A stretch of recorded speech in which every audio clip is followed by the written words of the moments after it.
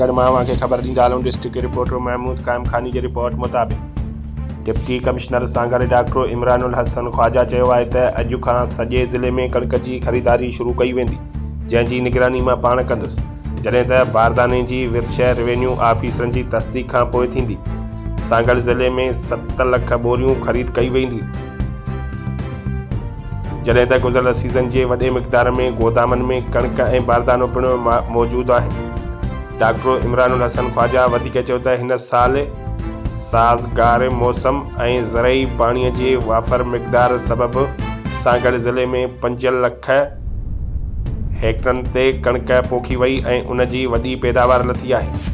उहे ख़ुराक खाते पारां 20 मार्च खां कणिक जी ख़रीदारी शुरू करणी हुई, जेका अञा ताईं शुरू न थी सघी आहे, जंहिं ते deputy commissioner doctor Imranul Hasan Khawaja पारां गुज़िरियल ॾींहुं ख़ुराक ऐं रेवेन्यू खाते जो गॾियल इजलास हंगामी बुनियादनि ते तलब कयो वियो हो।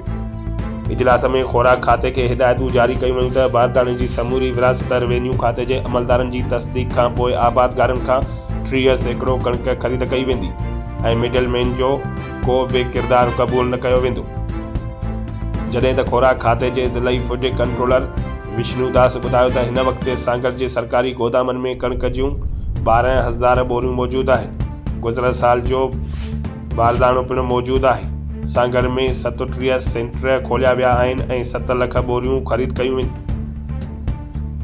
सागर ज़िले में हदफ़ खां वधीक कणिक मौजूदु आहे, उन करे फूड एक्ट लागू करण जी ज़रूरत न पवंदी।